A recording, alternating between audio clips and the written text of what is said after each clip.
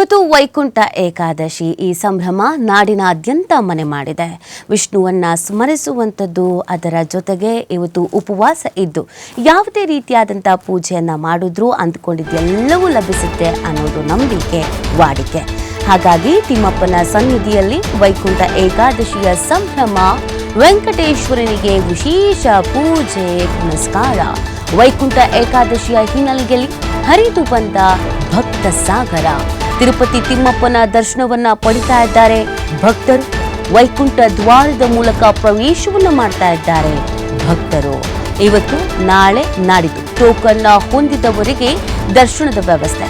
Token ಹೊಂದಿದವರಿಗೆ ಮಾತ್ರ ವೈಕುಂಠ ಏಕಾದಶಿಯ ದರ್ಶನ. ಜನವರಿ 2ರಿಂದ 8ರವರೆಗೆ ಟೋಕನ್ ಇಲ್ಲದ ಭಕ್ತರಿಗೂ ದರ್ಶನಕ್ಕೆ ವ್ಯವಸ್ಥೆ. ಸರ್ವ ದರ್ಶನದಲ್ಲಿ ವೈಕುಂಠ ದ್ವಾರದ ಮೂಲಕ ದರ್ಶನಕ್ಕೆ ಅವಕಾಶ. ತಿಮ್ಮಪ್ಪನ ಸನ್ನಿಧಿಯಲ್ಲಿ ವೈಕುಂಠ ಏಕಾದಶಿಯ ಸಂಭ್ರಮ. ತಿರುಪತಿ ವೆಂಕಟೇಶ್ವರನಿಗೆ ವಿಶೇಷವಾದಂಥ ಪೂಜೆ ಪುನಸ್ಕಾರ. ಹಲವು ರಾಜ್ಯದಿಂದ, ಬೇರೆ ಬೇರೆ ಜಿಲ್ಲೆಗಳಿಂದ, ಎಲ್ಲ ಕಡೆಯಿಂದಲೂ ತಿರುಪತಿ ತಿಮ್ಮಪ್ಪನನ್ನ ಈ ದಿನ ಕಣ್ತುಂಬಿಕೊಳ್ಬೇಕು ಅಂತ ಭಕ್ತರು ಆಗಮಿಸ್ತಾ ಇದ್ದಾರೆ. ಪ್ರತಿ ದಿನವೂ ಗೋವಿಂದನ ನಾಮಸ್ಮರಣೆ ಮಾಡಿದ್ರೆ ಸ್ವರ್ಗ ಪ್ರಾಪ್ತಿ ಆಗತ್ತೆ ಅನ್ನೋದೇ ನಂಬಿಕೆ. ಅದರಲ್ಲೂ ವಿಶೇಷವಾಗಿ ಇವತ್ತು ಮಾಡಿದ್ರಂತೂ ಸ್ವರ್ಗ ಪ್ರಾಪ್ತಿ ಆಗತ್ತೆ ಅನ್ನೋದನ್ನ ಬಲವಾಗಿ ನಂಬಲಾಗತ್ತೆ. ಉಪವಾಸ ಇದ್ದು ದೇವರ ಪೂಜೆಯಲ್ಲಿ ಪಾಲ್ಗೊಂಡು ಗೋವಿಂದನ ನಾಮಸ್ಮರಣೆ ಮಾಡೋದ್ರಿಂದ ಎಲ್ಲವೂ ಒಳ್ಳೆಯದಾಗತ್ತೆ, ಸಕಲವೂ ಕೂಡ ಸಂಪನ್ನ ಆಗತ್ತೆ ಅನ್ನೋದೊಂದು ಬಲವಾದ ನಂಬಿಕೆ. ಈ ಕಾರಣಕ್ಕಾಗಿ ಎಲ್ಲೆಲ್ಲಿ ತಿರುಪತಿ ದೇವಸ್ಥಾನ ಆಗಿದೆಯೋ, ತಿಮ್ಮಪ್ಪನ ದೇವಸ್ಥಾನ ಆಗಿದೆಯೋ, ಅಲ್ಲೆಲ್ಲ ಕಡೆಯಲ್ಲೂ ಕೂಡ ಇದೇ ಥರದೊಂದು ಪರಿಸ್ಥಿತಿ ಇದೆ. ಎಲ್ಲ ಬೆಳಗ್ಗೆಯಿಂದಲೇ ಸುಮಾರು 3:30-4 ಗಂಟೆಯಿಂದಲೇ ದೇವಸ್ಥಾನಕ್ಕೆ ತೆರಳ್ತಾ ಇದ್ದಾರೆ. ವಿಶೇಷವಾಗಿ ತಿರುಪತಿಯಲ್ಲಿ ಯಾವಾಗಲೂ ಹಬ್ಬ ಹರಿದಿನನೇ ಬೇಕು ಅಂತ ಅಲ್ಲ, ತಿರುಪತಿಗೆ ಹೋಗ್ಲಿಕ್ಕೆ ಆ ವೆಂಕಟೇಶ್ವರನನ್ನ ನೋಡೋದೇ ಹಬ್ಬ, ನೋಡೋದೇ ಸಂಭ್ರಮ, ಕಣ್ತುಂಬಿಕೊಳ್ಳೋದೇ ಸ್ವರ್ಗ. ಅಂಥದ್ರಲ್ಲಿ ವಿಶೇಷವಾಗಿ ಇವತ್ತು ವೈಕುಂಠ ಏಕಾದಶಿ ಅಂತ ಅಂದರೆ ಭೂವಿಗೆ ಸ್ವರ್ಗ ಬಂದಂತೆ, ಭೂಮಿನೇ ಸ್ವರ್ಗ ಆದಂತೆ. ಆ ಕಾರಣಕ್ಕಾಗಿ ಇವತ್ತು ತಿರುಪತಿಗೆ ಅನೇಕ ಭಕ್ತಾದಿಗಳು ತೆರಳಲಿದ್ದಾರೆ. ಎಷ್ಟೋ ದಿನಗಳ ಮುಂಚಿತವಾಗಿ, ಎಷ್ಟೋ ತಿಂಗಳ ಮುಂಚಿತವಾಗಿ ಬುಕ್ಕಿಂಗ್ ಮಾಡ್ಕೊಬಿಟ್ಟಿರ್ತಾರೆ ಟಿಕೆಟ್ಸನ್ನು. ಇವತ್ತೇ ನಮಗೆ ದರ್ಶನ ಬೇಕು ಅನ್ನುವಂಥ ಕಾರಣಕ್ಕಾಗಿ ವೈಕುಂಠ ಬಾಗಿಲು ತೆರೆಯುತ್ತದೆ ಅನ್ನೋದೊಂದು ನಂಬಿಕೆ. ಆ ಕಾರಣಕ್ಕಾಗಿ ನಾವು ಆ ದ್ವಾರದ ಮುಖಾಂತರವೇ ತೆರಳಿ ವಿಶೇಷವಾಗಿ ನಮಸ್ಕರಿಸಿ ಕಣ್ತುಂಬ ಆತನನ್ನು ಕಣ್ತುಂಬಿಕೊಂಡು ಬಂದರೆ ನಾವೇ ಧನ್ಯ ಅನ್ನೋದೊಂದು ಮನೋಭಾವ. ಪ್ರತಿಯೊಬ್ಬ ಭಕ್ತಾದಿಗಳು ಈ ದಿನವನ್ನು ಸುದಿನ ಅಂತ ಅಂದ್ಕೊಳ್ಳೋದು ತಿಮ್ಮಪ್ಪನನ್ನು ಕಣ್ತುಂಬಿಕೊಂಡಾಗ. ಸೊ ಆ ಕಾರಣಕ್ಕಾಗಿ ತಿರುಪತಿಯಲ್ಲೂ ಕೂಡ ವಿಶೇಷವಾದಂಥ ವ್ಯವಸ್ಥೆಯನ್ನು ಮಾಡಲಾಗಿದ್ದು, ಯಾವುದೇ ಕಾರಣಕ್ಕೂ ಯಾವುದೇ ಭಕ್ತಾದಿಗಳಿಗೆ ಸಮಸ್ಯೆ ಆಗಬಾರ್ದು, ಎಲ್ಲರಿಗೂ ದರ್ಶನ ಸಿಗಬೇಕು ಅನ್ನುವಂಥ ನಿಟ್ಟಿನಲ್ಲಿ ವ್ಯವಸ್ಥೆಯನ್ನು ಮಾಡಲಾಗಿದೆ. ಮುಂಚಿತವಾಗಿ ಟಿಕೆಟ್ ಪಡ್ಕೊಂಡವರಿಗೆ ಮಾತ್ರ ಅವಕಾಶ ಇದೆ. ಯಾಕಂದರೆ ನೀವು ಗಮನಿಸಿರ್ಬೋದು, ತಿರುಪತಿಲಿ ಯಾವಾಗಲೂ ಜನ ಜನ ಜನ. ನಾವು ಸ್ವರ್ಗ ಹೇಗಿದೆಯೋ ನೋಡಿಲ್ಲ, ಆದರೆ ತಿರುಪತಿಗೆ ಹೋಗಿ ಬಂದರೆ ದೇವಲೋಕಕ್ಕೆ ಹೋಗಿ ಬಂದಂಗೆ ಆಗುತ್ತೆ ಅಂತ ಭಕ್ತಾದಿಗಳು ಹೇಳ್ತಾರೆ. ಅಲ್ಲಿ ದೈವಿ ಶಕ್ತಿ ನೆಲೆಸಿದೆ. ಸಾಕ್ಷಾತ್ ತಿಮ್ಮಪ್ಪ ಈ ಕ್ಷಣಕ್ಕೂ ಅಲ್ಲಿ ಉಸಿರಾಡ್ತಾ ಇದ್ದಾನೆ ಅನ್ನೋದು ಭಕ್ತರ ನಂಬಿಕೆ. ಈ ಕಾರಣಕ್ಕಾಗಿಯೇ ತಿರುಪತಿಗೆ ಹೋಗಬೇಕು ಅನ್ನೋದು ಅನೇಕರ ವಾಡಿಕೆ ಕೂಡ. ಅದು ಇವತ್ತು ವಿಶೇಷವಾದಂಥ ಸುದಿನ. ಹಾಗಾಗಿ ಇವತ್ತು ಅಲ್ಲಿ ಅನೇಕ ಸಂಖ್ಯೆಯಲ್ಲಿ, ಸಹಸ್ರಾರು ಸಂಖ್ಯೆಯಲ್ಲಿ ಭಕ್ತಾದಿಗಳು ಆಗಮಿಸಿರುವಂಥದ್ದು.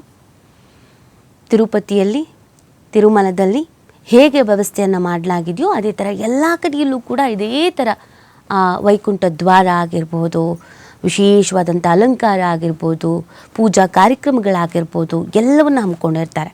ನಮ್ಮ ಬೆಂಗಳೂರಿನಲ್ಲೂ, ನಮ್ಮ ರಾಜ್ಯದಲ್ಲೂ ಕೂಡ ಇವತ್ತು ಎಲ್ಲೆಲ್ಲಿ ತಿಮ್ಮಪ್ಪನ ಸನ್ನಿಧಾನವಿದೆಯೋ ಅಲ್ಲೆಲ್ಲ ಇದೇ ಥರದ್ದು ವಿಶೇಷವಾದಂಥ ಪೂಜೆಗಳು ನೆರವೇರಲಿದೆ.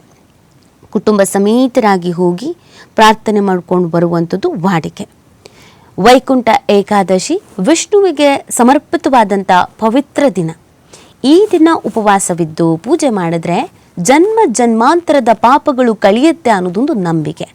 ವೈಕುಂಠ ಏಕಾದಶಿ ವ್ರತವನ್ನು ಆಚರಿಸೋದ್ರಿಂದ ಜನನ ಮರಣ ಚಕ್ರದಿಂದ ಮುಕ್ತಿ ಮೋಕ್ಷ ನೀಡಿ ವೈಕುಂಠದಲ್ಲಿ ಸ್ಥಾನ ಲಭಿಸುತ್ತೆ. ಮೋಕ್ಷ ಏಕಾದಶಿಗೂ ಕೂಡ ಇದು ಪ್ರಸಿದ್ಧವಾಗಿದೆ. ದೇಹ ಹಾಗೂ ಮನಸ್ಸನ್ನು ಶುದ್ಧೀಕರಿಸುತ್ತೆ ಮತ್ತು ವಿಷ್ಣುವಿನ ಅನುಗ್ರಹ ಪಡೆಯುವುದಕ್ಕೆ ಇದು ಸಹಕಾರಿ ಅಂತ ನಂಬಲಾಗಿದೆ. ದೇಶದಾದ್ಯಂತ ಹಿಂದೂಗಳು ಈ ಪವಿತ್ರ ದಿನವನ್ನು ಅತ್ಯಂತ ಅದ್ಧೂರಿಯಾಗಿ ಆಚರಿಸ್ತಾರೆ. ದೇಶದ ಮೂಲೆ ಮೂಲೆಯಲ್ಲಿರುವ ಪ್ರತಿಯೊಂದು ವಿಷ್ಣು ದೇವನ ದೇವಾಲಯದಲ್ಲೂ ವೈಕುಂಠ ಏಕಾದಶಿ ದಿನದಂದು ವಿಶೇಷ ಪ್ರಾರ್ಥನೆ, ಪೂಜೆ, ಪುನಸ್ಕಾರಗಳು, ಯಜ್ಞಗಳು, ಪ್ರವಚನ ಹಾಗೂ ವಿವಿಧ ರೀತಿಯಾದ ಧಾರ್ಮಿಕ ಆಚರಣೆಗಳನ್ನು ನಡೆಸಲಾಗತ್ತೆ. ಅದೇ ರೀತಿಯಾಗಿ ತಿರುಮಲದಲ್ಲಿ ವಿಶೇಷವಾದಂಥ ವ್ಯವಸ್ಥೆಯನ್ನು ಮಾಡಲಾಗಿದೆ. ಇವತ್ತು ಬೆಳಗ್ಗೆಯಿಂದ ನಾಳೆ ಸಂಜೆವರೆಗೂ ಉತ್ತಮವಾದಂಥ ಕಾಲ ಇದೆ ಅಂತ ನಂಬಲಾಗಿದೆ. ಈ ಅವಧಿಯಲ್ಲಿ ರಥವನ್ನು ಆಚರಿಸಬೇಕಾಗತ್ತೆ ಅಂತ ಹೇಳ್ತಾ ಇದ್ದಾರೆ. ಇವತ್ತು ಬೆಳಗ್ಗೆ 7:50 ಪ್ರಾರಂಭವಾಗಿ ಡಿಸೆಂಬರ್ 31 ಬೆಳಗ್ಗೆ 5 ಕೂಡ ಈ ರಥವನ್ನು ಆಚರಿಸುವುದಕ್ಕೆ ಸೂಕ್ತ ಸಮಯ.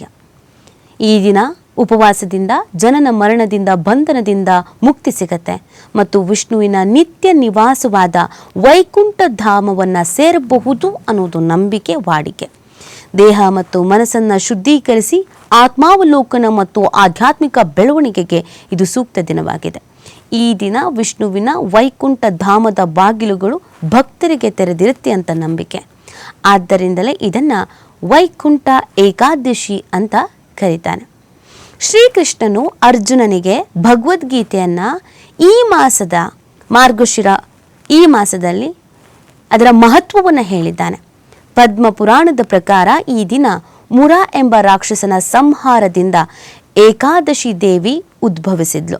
ಅವಳನ್ನು ಪೂಜಿಸಿದವರಿಗೆ ಮೋಕ್ಷ ಕರುಣಿಸಬೇಕೆಂಬುದು ವಿಷ್ಣುವಿಗೆ ವರ ಬೇಡಿದ್ಲು. ವಿಷ್ಣುವಿನ ನಾಮಸ್ಮರಣೆ ಮತ್ತು ಪ್ರಾರ್ಥನೆಗಳಿಂದ ದೈವಿಕ ಸಂಪರ್ಕ ಹೆಚ್ಚಾಗತ್ತೆ ಅನ್ನೋದು ಪ್ರತೀತಿ. ಪುರಾಣ ಕಥೆಗಳ ಪ್ರಕಾರ ಒಮ್ಮೆ ವಿಷ್ಣುವು ನರಕಾಸುರ ಎಂಬ ರಾಕ್ಷಸನನ್ನು ಸಂಹಾರ ಮಾಡ್ತಾನೆ. ಬಳಿಕ ನಾನು ಯಾವ ದಿನದಂದು ವೈಕುಂಠದ ಬಾಗಿಲನ್ನು ತೆರಿತೇನೋ ಆ ದಿನ ಭೂಮಂಡಲದಲ್ಲಿ ಉಪವಾಸ ಮಾಡುವ ಮನುಷ್ಯ ವೈಕುಂಠಕ್ಕೆ ಬರೋಕೆ ಅರ್ಹನಾಗ್ತಾನೆ ಎಂಬ ಸಂದೇಶ ನೀಡಿರುವ ನಂಬಿಕೆ ಕೂಡ ಇದೆ. ಹಾಗಾಗಿ ಇದನ್ನು ಮೋಕ್ಷದ ಸಂಕೇತ, ಇದು ಅಂತರಂಗ ಶುದ್ಧಿಯ ಕರೆ. ಪುರಾಣಗಳ ಪ್ರಕಾರ ಈ ದಿನ ಭಗವಂತನು ಭಕ್ತರಿಗೆ ಹೀಗೆ ಅನುಗ್ರಹಿಸ್ತಾನೆ ಅಂತ ಹೇಳಲಾಗತ್ತೆ. ನನ್ನನ್ನು ಶ್ರದ್ಧೆಯಿಂದ ಸ್ಮರಿಸುವವರಿಗೆ ನಾನು ಸ್ವತಃ ವೈಕುಂಠದ ದಾರಿ ತೆರೆದುಕೊಡ್ತೇನೆ ಅಂತ ದೈವವಾಣಿ. ಅದರಂತೆ ವೈಕುಂಠ ನಮ್ಮ ಹೃದಯದಲ್ಲಿದೆ. ಅಲ್ಲಿರುವ ದ್ವಾರವನ್ನು ತೆರೆಸೋದು ಹೇಗೆ? ಅಹಂಕಾರವನ್ನು ಬಿಟ್ಟು, ಲೋಭವನ್ನು ಕಡಿಮೆ ಮಾಡಿ, ಕ್ರೋಧವನ್ನು ಶಮನಗೊಳಿಸಿ ಭಕ್ತಿಯಿಂದ ನಾಮಸ್ಮರಣೆ ಮಾಡಿದಾಗ ಆ ಕ್ಷಣದಲ್ಲೇ ವೈಕುಂಠ ದ್ವಾರ ತೆರೆದಂತೆ. ಹಾಗಾಗಿ ವೈಕುಂಠ ಏಕಾದಶಿ ಅನ್ನೋದು ಸಂಭ್ರಮ, ಸಡಗರ. ವೈಕುಂಠ ಏಕಾದಶಿಗೆ ಹಿಂದೂ ಧರ್ಮದಲ್ಲಿ ಮಹತ್ತರ ಸ್ಥಾನವನ್ನು ನೀಡಲಾಗಿದೆ. ಇವತ್ತು ತಿರುಮಲದಲ್ಲಿ ವಿಶೇಷವಾದಂಥ ಪೂಜಾ ಕಾರ್ಯಗಳು ಜರುಗಲಿದೆ.